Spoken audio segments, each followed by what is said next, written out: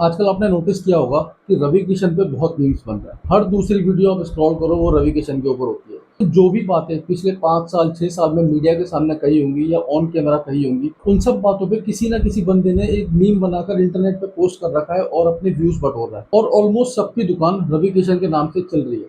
चलो मैं मानता हूँ कुछ बातें ऐसी भी कही थी जो थोड़ी सी स्टूपिड थी, लेकिन क्योंकि वो एक फेमस पर्सनैलिटी है तो लोगों ने उसका मीम बना रखा है। अब ये वीडियो एक्चुअली रवि किशन के बारे में है ही नहीं।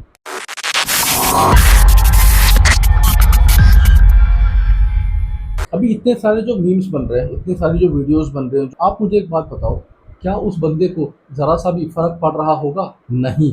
वो बंदा ऑलरेडी एक सुपर सक्सेसफुल एक्टर है।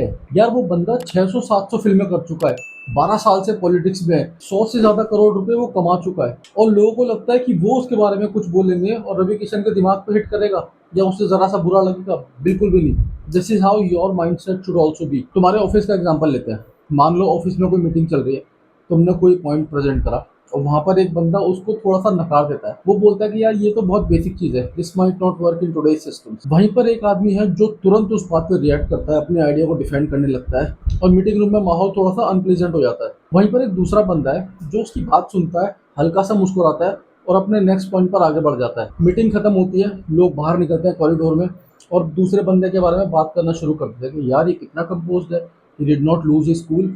इस बंदे ने उसकी बेइज्जती करने की कोशिश करी, लेकिन तब भी इसने अपना कंपोजर मेंटेन किया और डेटा पे बात करी। और वही पहला बंदा ओवर रिएक्टिव की कैटेगरी में आ जाता है।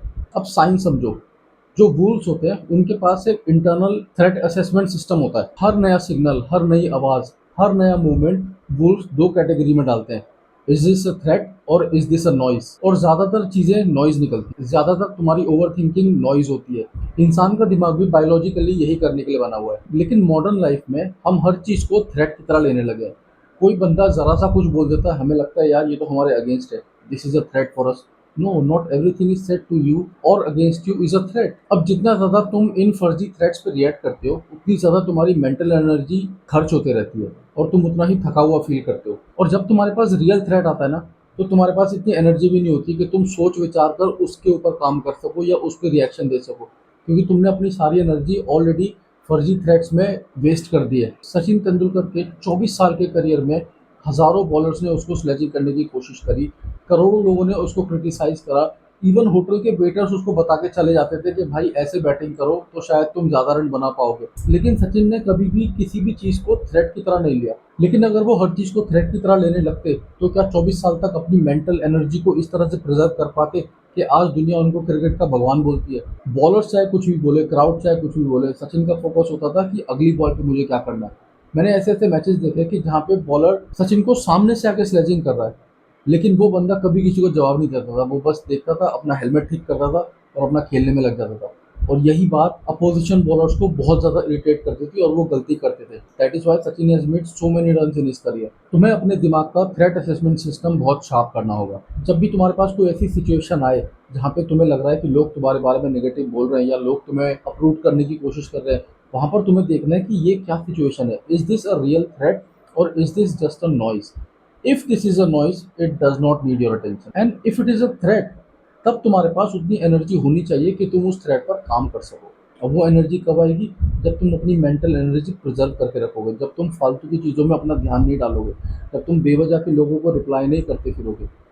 हर बंदे को रिप्लाई करना तुम्हारी रिस्पॉन्सिबिलिटी नहीं होती। मैंने अपनी पुरानी एक वीडियोस में बोला था कि जब तुम गाड़ी में चलते हो और कोई राह चलता कुत्ता तुम्हारी गाड़ी पर भौंक रहा होता है, तो तुम विंडो नीचे रोल इन करके उसको रिप्लाई नहीं करते हो, तुम उसके ऊपर भौंकना शुरू नहीं कर देते हो, तुम अपना आगे बढ़ जाते हो लाइफ में। इस बात का एक बहुत ही इंटरेस्टिंग लेयर है कि जब तुम हर चीज़ पे रिएक्ट नहीं करते हो ना, तो तुम्हारे रिएक्शन की एक वैल्यू बन जाती है। लोगों को पता है कि ये बंदा ना हर चीज़ में रिएक्ट नहीं करता, लेकिन अगर ये कुछ कह रहा है तो इसकी बात में दम होगा, तब लोग तुम्हें सुनते हैं।